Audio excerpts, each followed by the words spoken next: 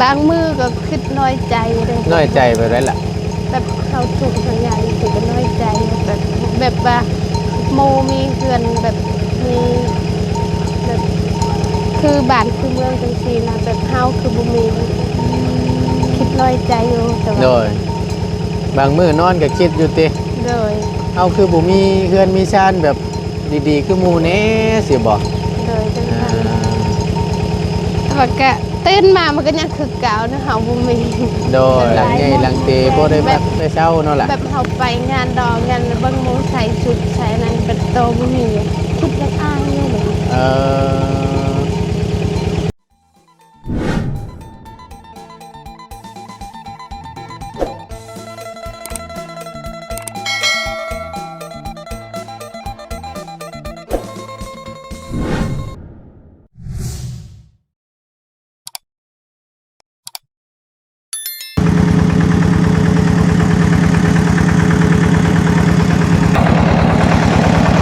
พี่น้องเลยเนาะเปิดคลิปนี้บัดนี้สบายดีเด้อเด้อสบายดีแล้วจังแมทแล้วนี่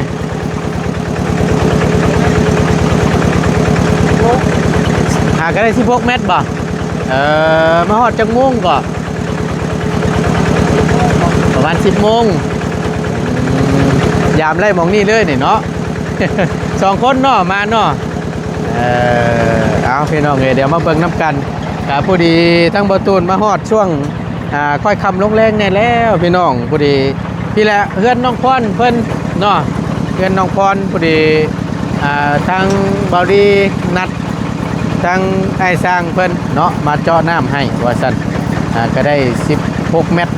ณตอนนี้พี่น้องผมเลือกอยู่หม่องนี้เลย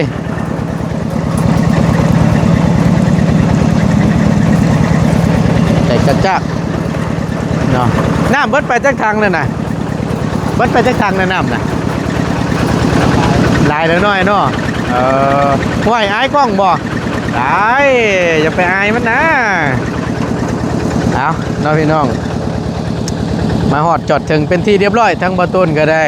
มาฮอดแล้วก็พ่อทางจางเจาะเพิ่นเนาะเพื่อนพี่น้องกับโบเห็นเอาก่อนอื่นพี่น้องเลยกราบสบายดีและสวัสดีเด้อพี่น้องสบายดีเบิดสุขสู่คนว่าสิอยู่ในและก็ต่างประเทศก็ยินดีต้อนรับเข้าสู่ช่องประธานป้องชาแนลคือเก่าเด้อพี่น้องเด้อพบเจอกันเนาะในมื้อนี้พี่น้องกะท้องฟ้าแจ่มใสเนาะบ่ฮู้ว่ามันสิตกบ่ช่วงค่ำๆพี่น้องพาเดี๋ยวไปหาทั้งน้องพรเพิ่นน้ำกันพี่น้องเอ้ยว่าเพิ่นได้หยังแน่สู่ทางไอ้สร้างเพิ่นกินเนาะจอน้ำจอในพี่น้องเอ้ยไป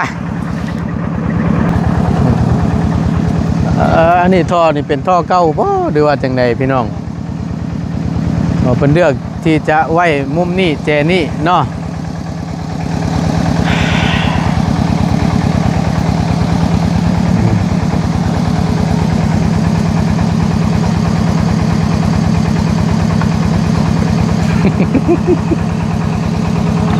สบายดีล่ะ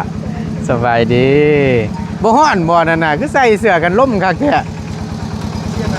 ต้องไปตักน้ำมันเปียกฮะไปตักน้ำแล้วมันเปียกไปตักอยู่ไสเนาะอยู่ห้วยไก่เตอบ่บัดจักทางแนะนำนั่นน่ะหลายทางอยู่อันนี้แม่นล่ะโดสบายดีว่าแล้วก็เอามาเลยข้าวเหนียวนะเอากินกับม่วงนี่แซ่บได้ชื่อไหมตาช่างบ่แตะบาทนี่อยู่เพื่อตัวยังบ่ทัน1เทื่ออันไหนก็นี่อยู่เหมือนเดิมบ่ทัน1เทื่อยังบ่ทันได้1เทื่อมาไว้อยู่แม่นบ่ได้หยังสู่สร้างเพิ่นกินมื้อนี้น้องบ่มีฮะเพิ่นกินข้าวเที่ยงข้าวเพลแล้วบ่เพิ่นกินตอนประมาณ 11 โมงกินปิ้งเตาซื้อมาเอากินช่วง 11 โมงยังบ่ทันได้อยากหรอกเนาะเบิ่งนี่อุ้ยปู่แม่เจ้าบ่มาแต่ไสนี่น่ะมาพี่ดูสบายดีเด้อหาบน้ำกินบ่เหืออะไรใครย่อยเราก็ได้เนาะถ้าอีหล่าก็น้ำกินบ่นาง จะรับแรงเด่นไหม คักแท้ๆเนาะ จะไปจ่วยไกล เอาคอยขึ้นเด้อ นานกัน บ่ ไป ได้ไปทางใดเราก็ได้เนาะอันว่ามันยังอันนี้น่ะขั่วยังขั่วกาแฟบ่บ่ฮะ เด้อ ว่าเด้อเคยเบิ่งดูฮะ เดินต้มเดินนี่ เจ้าบ่ต้มกาแฟน่ะ น้ำกาแฟคน น้ำกาแฟเพิ่นเอาคือต้มน้ำซื่อๆนี่บ่ดูว่าแนวใด เดินมันฮอนได้ เออ คักแน่ลีซะนี่เนาะโอ้พดพ่ยๆๆๆอยู่ ฮอนแล้ว อันสร้างเพิ่นอยู่ไสน่ะน้องอยู่บ้านใดน่ะ มาตั้งทางบ่าวลีคนสอบ อันนี้นะ เลย บ่ดีปัญหามาบ่ เลย ต้มกาแฟบ่ให้โอ้คักแน่ลีซะโอ้ย โอ้ยเสียวน้ำแท้ๆอันนี้ก็บ่นึ่งข้าวบ่อันนี้น่ะ เลย เอาเฮ้ยมันก็เป็นรุ่นนี้นี่นะโอ้ ดูดิแต่เก่า อันนี้ได้ เลย รุ่นหลังเดิมเลย เลย คักแน่ลีซะนี่หาอยู่ในตลาดนี่บ่ได้มีได้แบบนี้เนาะ เลย ตั้งแต่น้องบ่ทันเกิดปุ่มจักอันนี้เกิดมาแล้วก็จะเห็นรถหน้านี่เนาะ เลย น้ำต้มนี่ใส่คือฮ้อนแท้ฮ้อนอยู่ได้อายตรวจๆอยู่น่ะฮะ เปะจะคอยดอยเปะจะคอยดอยปะเปะเป็นตำเดาตาวคอยดอยปะ คือหยัง แล้วว่าอันต้มน้ำฮอนเลยชิ้นนึงขาวแต่แบบขาวมันยังไม่ถัดเปื่อยเลยหากำมา ข้าวยังบ่ทันเปื่อย โดย ข้าวยังบ่ทันได้ในสิบ่ โดย เฮ้ยเนาะคืออะไรใครย่อยทั้งนั้นก็ได้ใช้ทางพ่อเจ้าไปใช้สันนัง พอยุให้ ฮะไปเป่าให้เป่าสวน โดย มื้อนี้บ่ที่ว่าอันลงมือพักเขาให้นะ โดย แต่บ่ได้ไปซ้ำ เดี๋ยวน้องไม่ได้ไปใกล้นั่นไปนี่ ทางเงินแม่นี่ก็หากะมานี่บ่ โดย บ่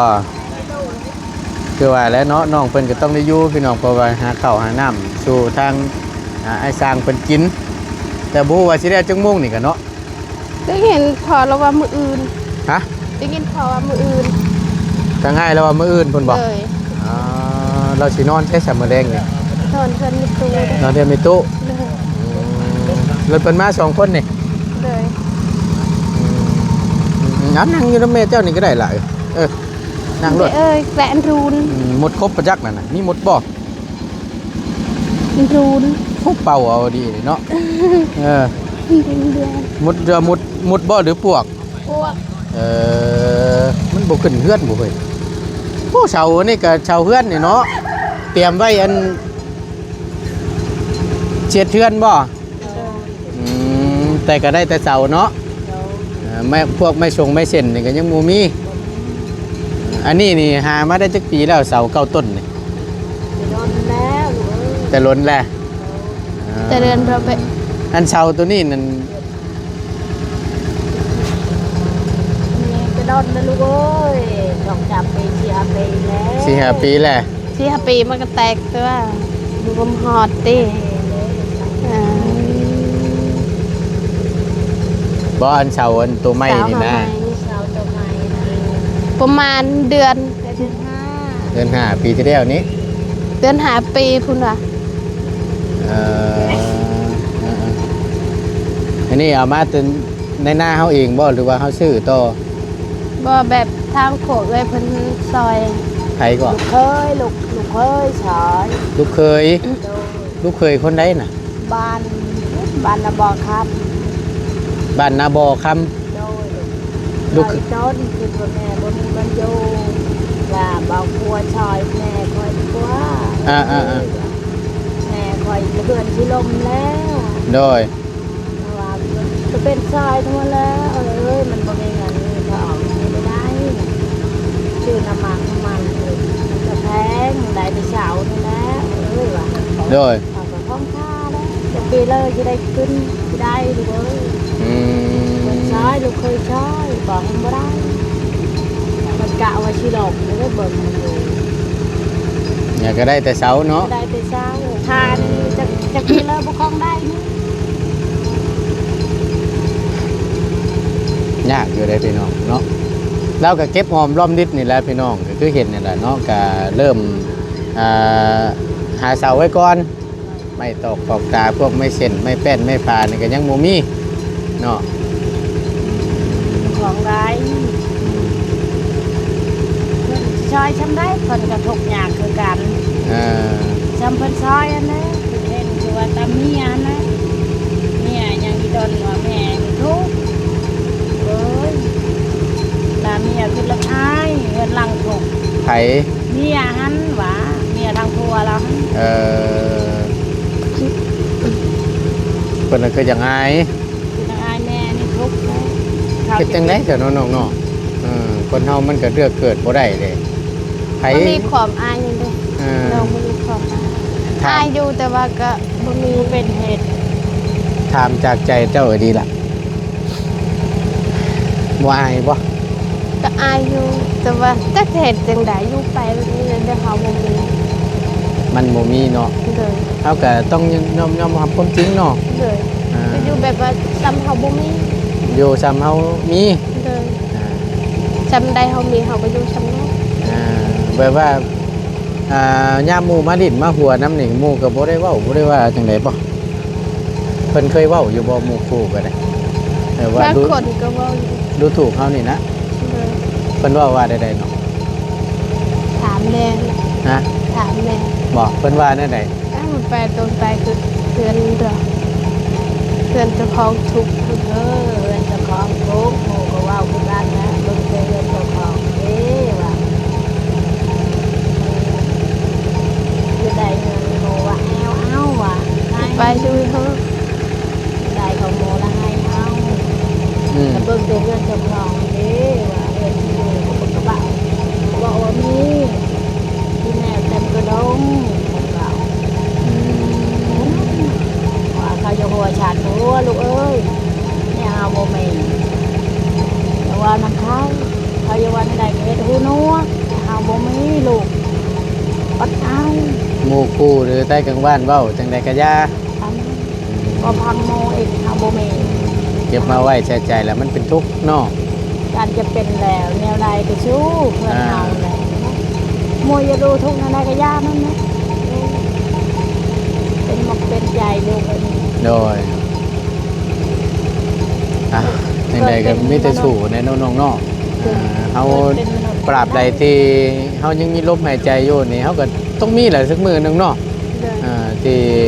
เป็นของเฮาว่าซั่นซะถือว่ายอมรับน้ำใจน้องเพิ่นอยู่พี่น้อง พี่น้อง FC เพิ่นก็คอมเมนต์มานี่ก็ได้เลยน้องเอ้ยเพิ่นนับถือน้ำใจเจ้าตรงที่ว่าน้องบ่เคยอายด้วยว่า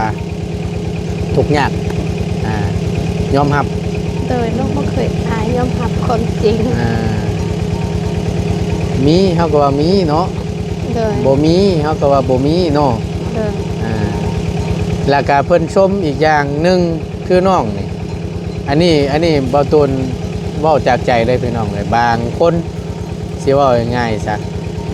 ก็เห็นได้แบบว่าสัมภาษณ์ไปนำเว้าเรื่องความบ่มีความทุกข์ยากนี่ก็เว้ามาแล้วมันต่ำใจแหละน้ำตาไหลไปนำก็มี แต่ว่าทั้งน้องเพิ่นนี่ยอมรับตรงที่ว่าใจแข็งและยิ้มสู้ทุกปัญหาที่ว่าบ่มีแต่ก็แบบเฮ็ดยิ้มชูโดยที่ว่าบ่คิดลูกคิดนั่งนะสิว่าง่ายๆก็ได้ ทุกลายก็ย่านตายลูก ฮะ ทุกลายก็ย่านตาย ทุกลายก็ย่านตาย อ๋ออุกใจลายก็ย่านตายสิบ่ ย่านตายปาก เด็กฉันนี่บอกตามตาม โอ้ยเนาะก็บ่ว้าวก็บ่คิดแนวนั้นแหละเฮ้ยเฮ็ดได้ซะ กลัวนะลูก บางมือก็คิดน้อยใจเลย น้อยใจไปได้ล่ะ แบบเขาถูกสัญญาอยู่ก็น้อยใจแบบว่าโมมีเพื่อนแบบมี คือบ้านคือเมืองจังซี่นะแบบเฮาคือบ่มีคิดน้อยใจอยู่แต่ โด ว่าย บางมื้อนอนก็คิดอยู่ติ โดย เอาคือบ่มีเฮือนมีชานแบบดีๆคือหมู่แหน่สิบ่ โดยจัง อ่า ซั่นแต่ว่าก็ตื่นมามันก็ยังคือเก่านะเฮาบ่มี โดย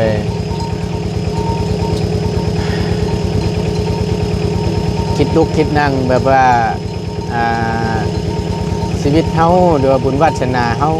คือบ่มีคือหมู่แหน่สิบ่ เบิ่งโง่กับน้ำตาไหลแล้วเด้เบิ่งเดือนโง่กับน้ำตาไหลแล้วเด้ เทื่อประเทศเฮือนหมู่เฮือนคู่ผัดหลังใหญ่หลังเตบ่ได้พักได้เช้าเนาะล่ะ แบบเฮาไปงานดองงานเบิ่งหมู่ใส่ชุดใส่นั้นเป็นโตบ่มีคิดยังอายอยู่เลย เออ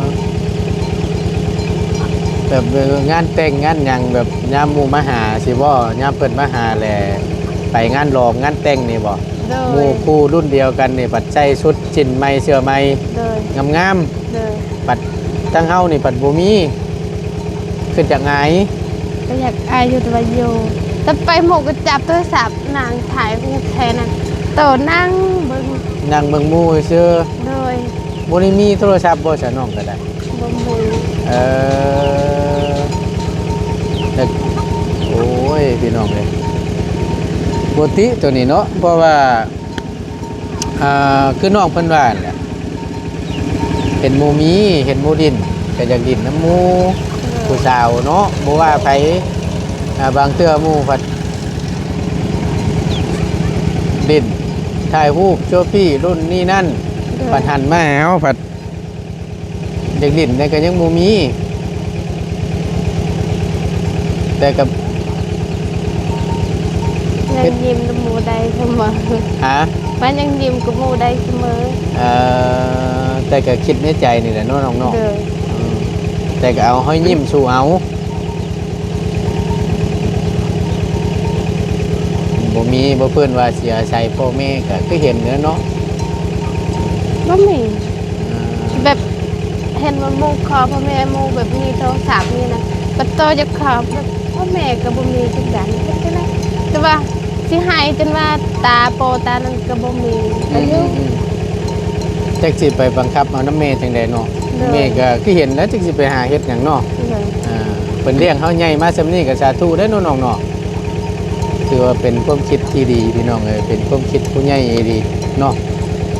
ดีแล้วล่ะน้องเอ้ยเฮายังน้อยยังหนมเฮาก็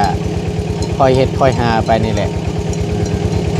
เบิ่งแย่งน้องนุ่งเบิ่งแย่งแม่พ่อแม่นี่แหละตรงนี้แหละสักมือหนึงทางบ่ตูนคิดว่าได้พี่น้องเนาะปราบใดที่เฮายังสู้ยังชนอยู่แต่ว่านอนอยู่ซื่อนี่โดยที่แบบบ่หาหยังนี่อันนี้ก็เชื่อได้แหละว่าจังได๋ก็บ่มี เลย เอาโอ๊ตเอาพี่น้องเลย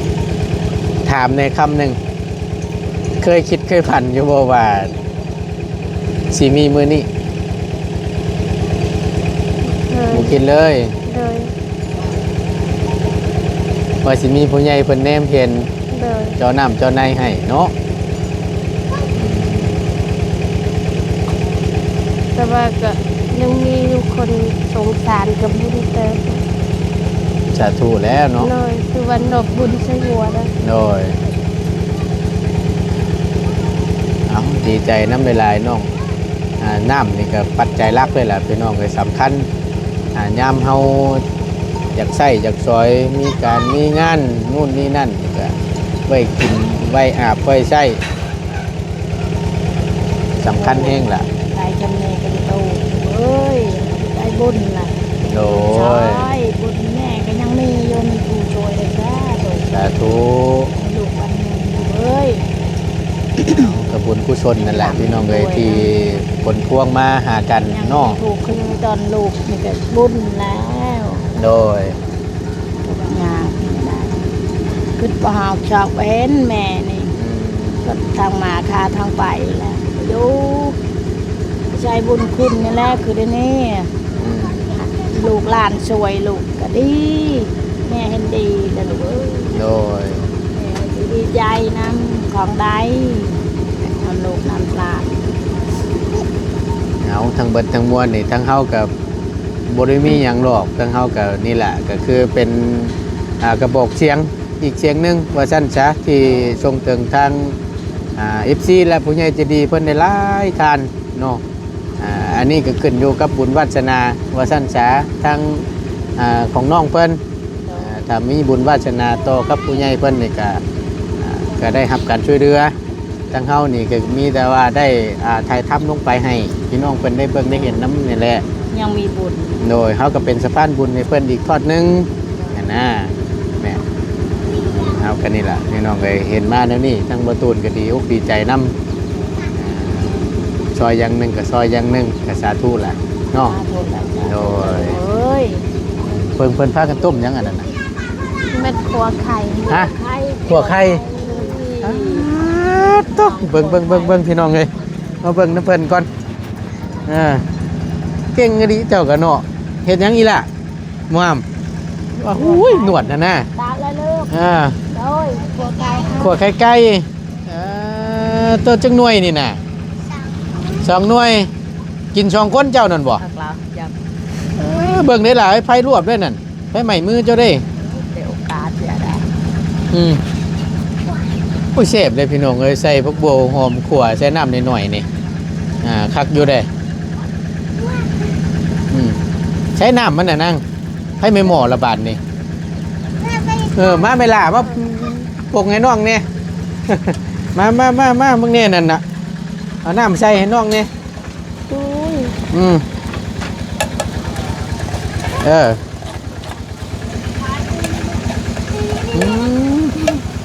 กาด เลย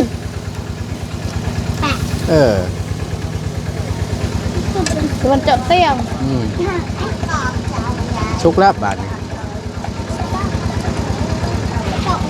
โอเคพี่น้องเลยเอามีแต่ว่าถามเบิ่งน้ำกันมูว่าสิได้จักเม็ดเดืองจอน้ำจอในก็ได้เนาะ เดิน ฮอดน้ำย่ำใดก็แม่นย่ำนั่นละ ไปได้ พี่ ย น้ ว อน ง ด้ เล วย ย เนี่ย ไปเดี๋ยวทั้งไงสิเอาอันนี้ให้ก็ได้กินได้ย่ำเดี๋ยวสิเอานุ่มให้ทั้งหลานน้อยก่อนพี่น้องเลยมาพี่น้องเลยน้องเอามีแล้วพอได้ต้มมาหลานเดี๋ยวเบิ่งแป๊บนึงเอาอีกเอาหลายคนจำเจ้าก็ได้เอาแล้วก็นุ่มน้ำมาไปให้หลานเจ้าเอาไปให้อันหลานเจ้าคนน้อยนะโดยไปพี่น้องเลยโอ้ยนี่แหละของฝากของตอดทางประตูนก็ได้ ไปได้ออนจานทอมนะ มีหยัง จาน ฝาก หอม มาก่อนเพื่อนตัวนี้แต่แนวอยากนึกกินนี่แหละซอยได้ซ้ำที่เขาซอยเนาะ ไม่กระจายสิ นี่แหละหลานเราเพิ่นกินนุ่มเพิ่นกินอยู่หรอวะเด็กจะซอยกะ ย่านสุดดึก ฮะ กินเลย กินอยู่เนาะไม่ยั้งกันนะบ่มีชุดมีเสื้อใส่ซันบ่น่ะ เริ่มแม่ปอยใช่แหละ เอาสินห่อเอา เกิดทำมันต้อง บอสบาย แถว บ่ ใหญ่ สำบายเป็นไข่บ่เดี๋ยวอยากเลยพี่น้องเลย อยาก เริ่มโต อดเอาแป๊บนึง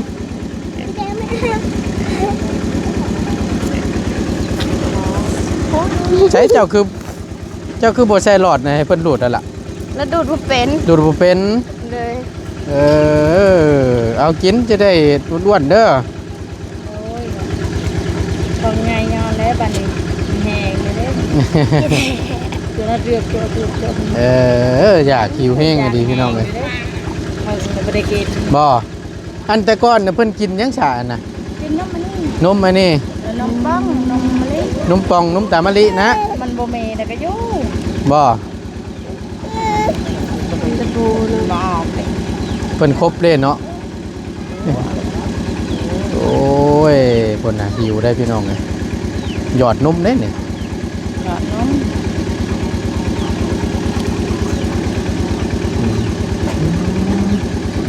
โอเคแต่พี่น้องเพื่อเป็นการบ่เสียเวลาแต่ทั้งบ่ต้นก็สิได้ฮะใช่หมดมาถึงได้ หมดไวไปเดี๋ยวนมให้ทั้งหลานเจ้ากินซะเด้อน้องเด้อเดี๋ยวเบิ่งน้ำกันอีกเทื่อนึงพี่น้องเอ้ยน้ำในเนาะว่าสิได้สำใดเนาะเดี๋ยวประตูอัปเดตให้เบิ่งอีกเทื่อนึงเนาะอยู่ดีมีแห้งพี่น้องเอ้ยไปล่ะไปสำบายดีเด้อสำบายดี โดยอันขอไม่นั่นล่ะโอเคโอ้ยจังแม่นหิวแห้งเนาะ พุ่นน่ะตัวแซ่บบ่นางทำบ่ทำเนาะ โอ้แม่พี่น้องไปพี่น้องเอ้ยทั้งประตูนก็จะได้ลำลาก่อนเนาะขอบคุณในไลน์พี่น้องเอ้ยที่เข้ามาเป็นกำลังให้ใจเข้ามาเพิ่นชุดเพิ่นคลิปประตูนก็ว่าคลิปบ่ถึงเลยหิวเข่าวพี่น้องเอ้ย ไปบ้านนี้เจอกันคลิปหน้าอยู่ดีมีแห้งพี่น้องเอ้ยลำรวยๆปึ๊ดจุกุทุกคนเด้อพี่น้องเด้อสำหรับคลิปนี้ขอกล่าวคำว่าสบายดีเด้อ